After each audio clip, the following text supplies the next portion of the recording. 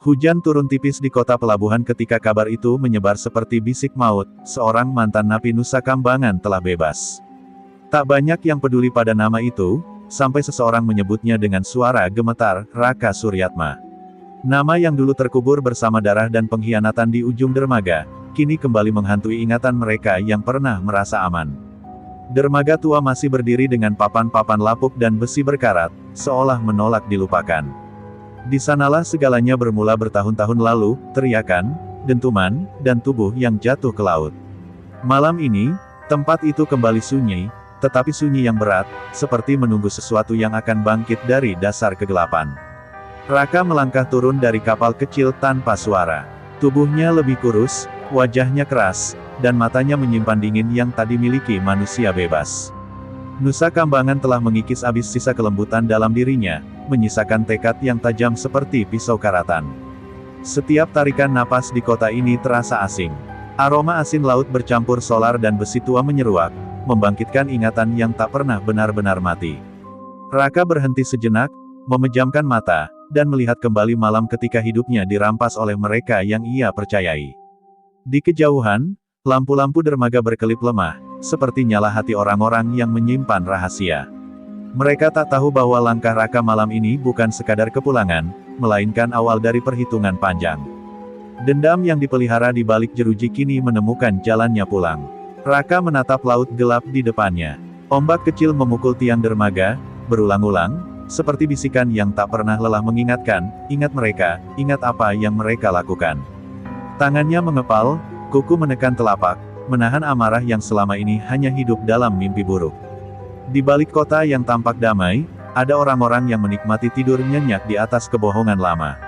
Mereka tak tahu bahwa bayangan dari pulau terlarang telah menginjakan kaki di tanah ini. Dan bayangan itu tak datang untuk meminta maaf atau pengampunan.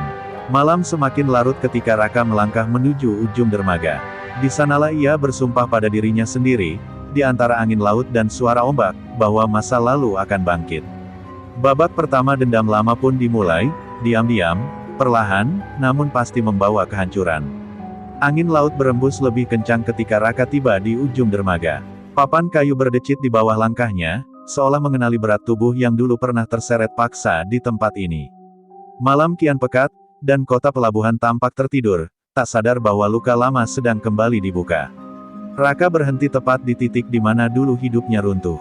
Disinilah ia diseret, dipukuli, lalu diserahkan pada aparat dengan tuduhan yang tak pernah ia lakukan. Matanya menatap kosong ke laut hitam, namun yang ia lihat bukan ombak, melainkan wajah-wajah yang tertawa saat ia dibawa pergi. Suara klakson kapal jauh di tengah laut terdengar lirih, seperti ratapan panjang. Raka mengingat malam itu dengan jelas, tangan terikat, darah di sudut bibir, dan tatapan dingin Herman Lodra yang berpura-pura tak mengenalnya. Pengkhianatan itu terasa lebih kejam daripada pukulan manapun. Ia merogoh saku jaket lusuhnya, mengeluarkan sebatang rokok, lalu menyalakannya dengan tangan yang sedikit bergetar. Asap tipis mengepul, menyatu dengan udara asin. Bukan karena dingin, melainkan karena amarah yang selama ini terkubur, kini mulai berdenyut tak terkendali. Dari kejauhan, terlihat bayangan orang-orang pelabuhan yang masih bekerja lembur. Mereka bercanda, tertawa, sama seperti dulu. Raka tersenyum tipis, senyum tanpa kehangatan. Ia tahu, sebagian dari mereka pernah melihatnya dijebak, namun memilih diam demi keselamatan sendiri. Malam ini Raka tak berniat menampakkan diri. Ia datang hanya untuk memastikan satu hal, bahwa semua masih berjalan seperti yang ia ingat. Bahwa orang-orang yang membuatnya menderita masih bernapas lega, masih berdiri di atas kebohongan yang sama. Tangannya menyentuh tiang dermaga yang dingin dan basah.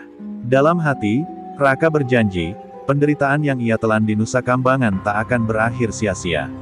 Ia telah belajar menunggu, belajar sabar, dan kini ia tahu, waktu adalah senjata paling mematikan. Saat langkahnya menjauh dari ujung dermaga, laut kembali sunyi. Namun malam itu, sebuah perubahan telah terjadi. Di bawah langit gelap dan lampu pelabuhan yang temaram, dendam lama mulai menemukan iramanya, pelan, terukur, dan tak bisa dihentikan. Langkah Raka membawa dirinya menjauh dari dermaga, menembus gang-gang sempit yang lembab dan berbau laut. Setiap sudut kota ini seakan menyimpan gema masa lalu. Di balik tembok kusam dan lampu jalan yang redup, ingatannya mulai berputar, menyeretnya kembali ke malam pengkhianatan itu. Dulu, Raka bukan siapa-siapa yang ditakuti. Ia hanya pekerja dermaga yang setia, dipercaya mengatur keluar masuk barang. Herman Lodra memanggilnya saudara, menepuk pundaknya, dan menjanjikan masa depan. Janji yang ternyata hanya umpan menuju jurang. Malam itu, Raka diminta datang ke dermaga setelah jam kerja. Katanya ada urusan penting. Saat ia tiba, beberapa orang sudah menunggu. Wajah-wajah yang ia kenal, rekan kerja, orang yang pernah minum kopi bersamanya, berubah dingin tanpa peringatan. Ia tak sempat bertanya ketika pukulan pertama mendarat.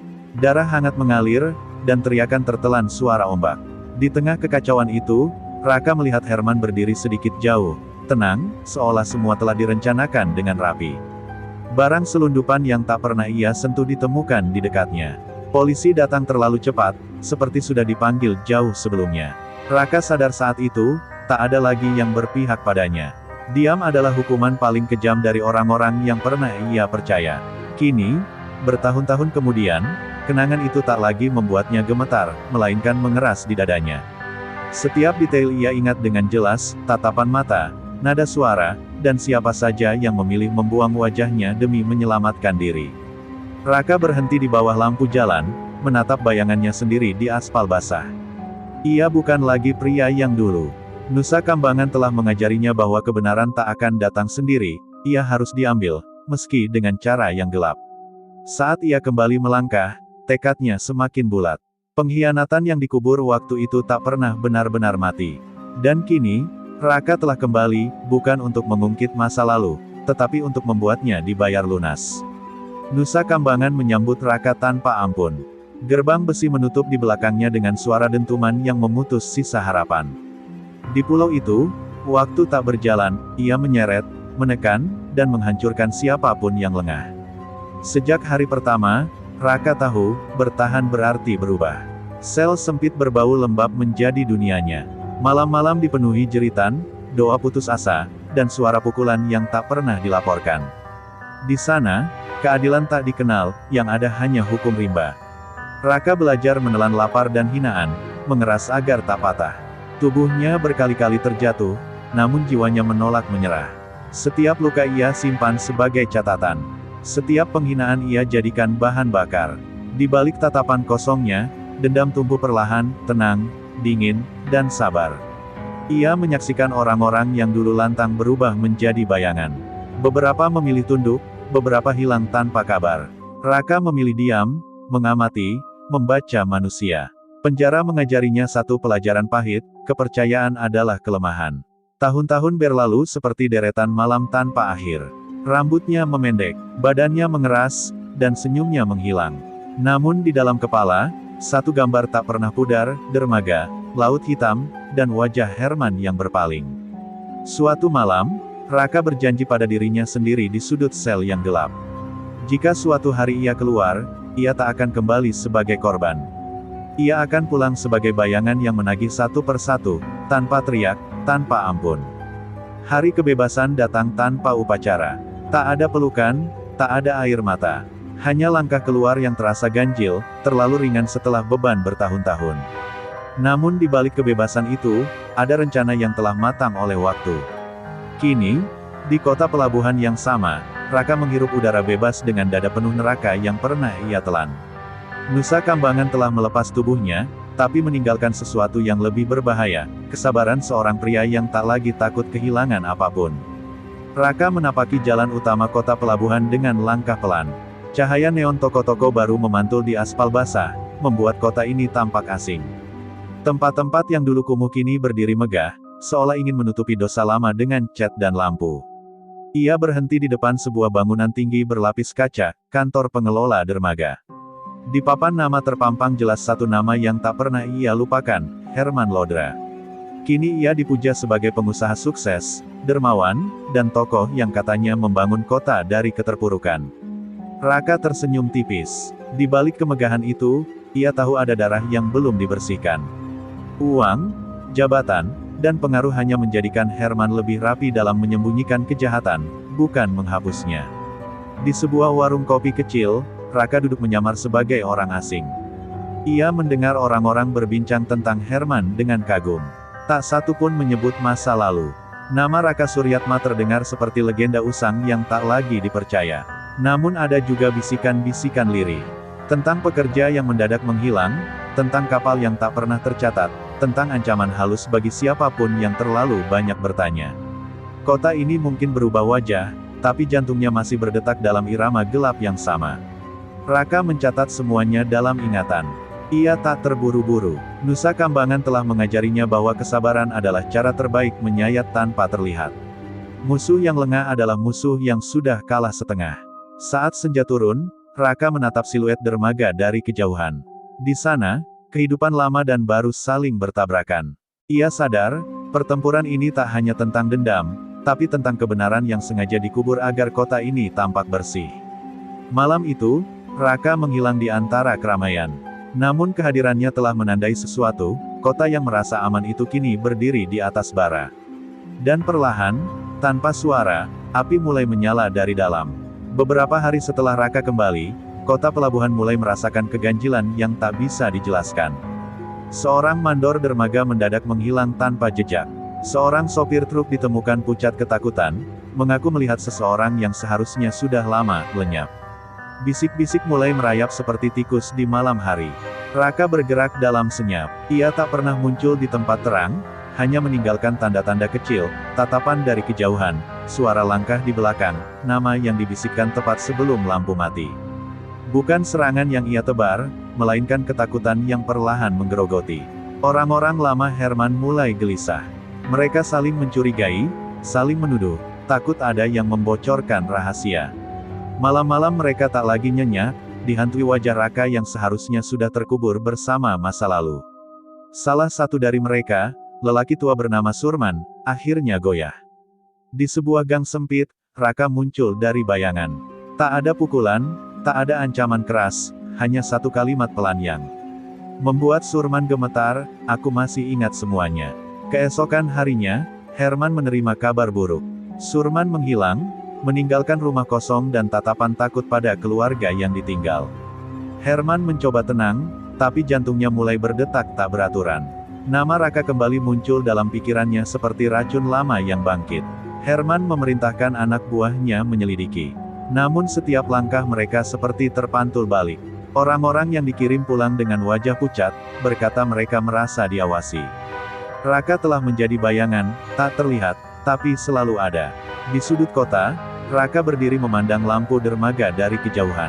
Ia tahu, ini baru permulaan. Dendam bukan ledakan, ia adalah tekanan yang dibangun perlahan hingga musuh runtuh dari dalam. Malam kembali menelan kota pelabuhan. Namun kini, kegelapan tak lagi kosong. Di dalamnya, satu persatu bayangan masa lalu telah bangkit, dan semuanya bergerak menuju satu ujung, Herman Lodra. Hujan turun deras sore itu ketika Raka berhenti di depan sebuah kios tua dekat pasar pelabuhan. Papan namanya sudah pudar, namun aroma kopi dan kayu basah masih sama. Di tempat sederhana itulah, takdir mempertemukannya kembali dengan satu-satunya luka yang tak pernah ia masukkan ke dalam daftar dendam. Maya berdiri di balik meja, rambutnya kini lebih pendek, wajahnya lebih matang oleh waktu dan kehilangan. Saat mata mereka bertemu, dunia seakan berhenti berputar. Tak ada teriakan, tak ada pelukan, hanya diam panjang yang lebih menyakitkan dari kata apapun. Maya adalah orang terakhir yang percaya pada Raka saat semua membalikkan wajah. Ia menunggu, melawan gosip, hingga akhirnya kelelahan menghancurkannya perlahan. Melihat Raka berdiri hidup di hadapannya membuat dadanya sesak oleh amarah dan rindu yang tak sempat mati. "Aku kira kau mati di sana," ucap Maya pelan, suaranya bergetar. Raka menunduk, bukan karena takut, melainkan karena rasa bersalah yang tak pernah bisa ia tebus. Penjara merenggut kebebasannya, tapi waktu telah merenggut hidup Maya sedikit demi sedikit. Mereka duduk berhadapan, ditemani suara hujan dan denting cangkir. Raka ingin berkata banyak, tentang penderitaan, tentang pengkhianatan, namun semua terasa sia-sia. Ia sadar, dendam yang ia pelihara tak hanya menggerogoti musuhnya, tapi juga orang-orang yang pernah mencintainya. Maya menatap mata Raka yang kini dingin dan jauh. Ia tahu pria di depannya bukan lagi lelaki yang dulu ia tunggu. Ada kegelapan yang tak bisa ia sentuh, tak bisa ia selamatkan. Dan kesadaran itu melukai lebih dalam daripada perpisahan mereka dulu. Sebelum Raka pergi, Maya berkata satu hal yang menghantam lebih keras dari ancaman manapun, kalau kau terus berjalan ke arah ini, kau akan kehilangan dirimu sendiri. Raka terdiam. Untuk sesaat, dendamnya goyah oleh kebenaran yang tak bisa ia lawan. Namun saat ia melangkah kembali ke malam, Raka tahu satu hal, luka ini tak akan sembuh.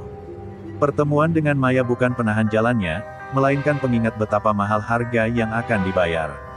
Dan di ujung dermaga nanti, semuanya, dendam, cinta, dan penyesalan, akan bertemu dalam satu akhir yang tak terelakkan. Malam itu dermaga dipenuhi kesibukan yang tak biasa. Kapal-kapal bersandar lebih lama, lampu sorot menyapu air laut, dan suara mesin bergema tanpa henti. Di balik hiruk-pikuk itu, Raka bergerak seperti arus bawah, tenang, tak terlihat, namun mematikan. Herman Lodra akhirnya turun tangan sendiri. Kegelisahan telah menggerogoti wajahnya yang biasanya tenang. Ia datang ke dermaga dengan pengawalan, yakin bahwa menunjukkan kuasa akan memadamkan ketakutan. Namun justru di sanalah kesalahannya. Raka muncul di antara tumpukan kontainer, bayangannya memanjang oleh cahaya lampu. Untuk sesaat, waktu seolah mundur. Herman membeku, mengenali tatapan yang dulu ia buang ke laut bersama nasib Raka. Keributan pecah, teriakan, langkah berlari, dan suara pukulan bercampur dengan debur ombak. Tak semua darah malam itu tumpah oleh tangan Raka, sebagian lahir dari kepanikan dan pengkhianatan baru di antara anak buah Herman sendiri. Di tengah kekacauan, Raka mendekati Herman tanpa tergesa. Kata-kata masa lalu beterbangan seperti pecahan kaca, tuduhan, kebohongan, sumpah yang tak ditepati. Herman mencoba bicara, namun suaranya tenggelam oleh suara laut yang mengamuk. Seseorang terjatuh ke air, dan jeritannya terpotong gelap. Dermaga kembali menjadi panggung berdarah seperti bertahun-tahun lalu. Raka berdiri di antara kekacauan itu, sadar bahwa lingkaran kekerasan telah tertutup, dan sekaligus terbuka lebih lebar. Herman berhasil lolos malam itu, namun bukan sebagai pemenang. Wajahnya pucat, kekuasaannya retak, dan ketakutan kini menempel di setiap langkahnya. Raka tak mengejar, ia tahu, luka yang lebih dalam baru saja dibuat. Saat sirene mulai terdengar dari kejauhan, Raka menghilang bersama bayangan.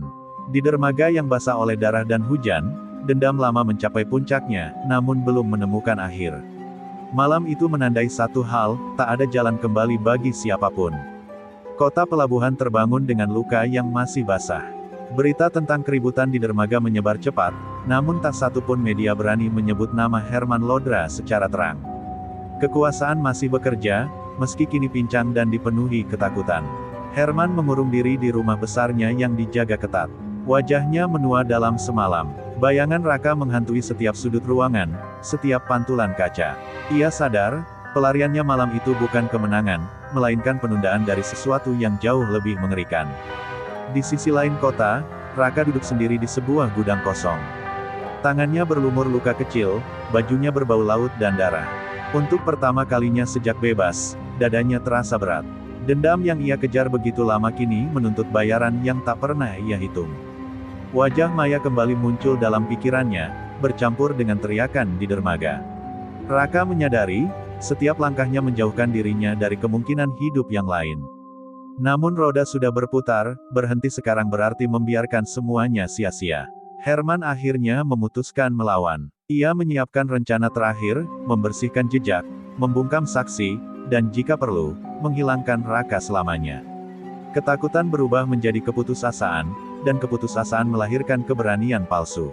Pertemuan mereka terjadi di tempat yang tak terduga, gudang tua dekat ujung dermaga, saksi bisu awal kehancuran. Tak ada pengawal, tak ada sorak.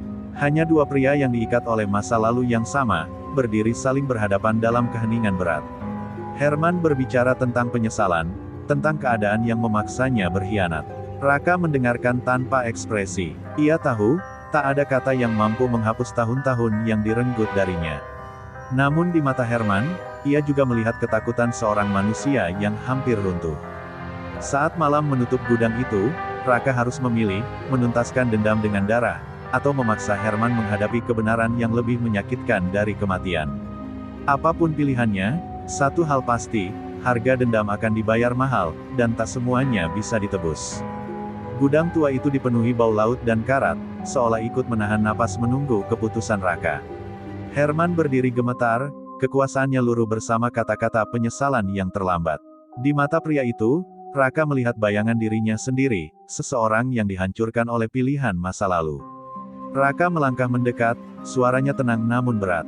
Ia memaparkan kebenaran yang selama ini dikubur, transaksi gelap, suap, dan nyawa yang dijadikan harga.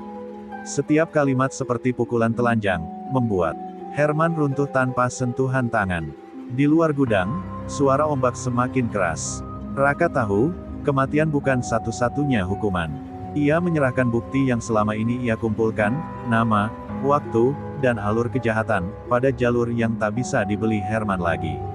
Kebenaran, ketika dibiarkan hidup, bisa lebih kejam daripada peluru. Herman jatuh terduduk, menangis bukan karena penyesalan, melainkan karena kehilangan kendali.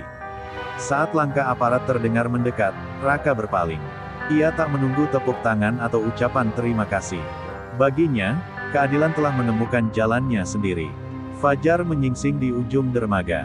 Raka berdiri sendirian, menatap laut yang berkilau keperakan. Tempat ini telah mengambil segalanya darinya, waktu, cinta, dan masa depan yang seharusnya ia miliki. Namun pagi ini, laut terasa lebih tenang. Ia teringat Maya, kata-katanya kembali menggema, tentang kehilangan diri sendiri. Raka menyadari, dendam telah selesai, tetapi hidup belum. Ada jalan panjang yang harus ia tempuh untuk belajar bernapas tanpa amarah. Raka melangkah pergi dari dermaga tanpa menoleh. Di belakangnya, kota pelabuhan perlahan terbangun dari mimpi buruknya. Nama-nama yang dulu ditakuti kini jatuh satu persatu, digantikan oleh sunyi yang jujur. Ombak terakhir menghantam tiang dermaga, seakan menghapus jejak lama. Dendam dari Nusa Kambangan telah sampai pada akhirnya. Dan di antara laut, fajar, dan luka yang mulai mengering, Raka menemukan satu kebebasan yang tak pernah ia miliki sebelumnya, berani melepaskan masa lalu.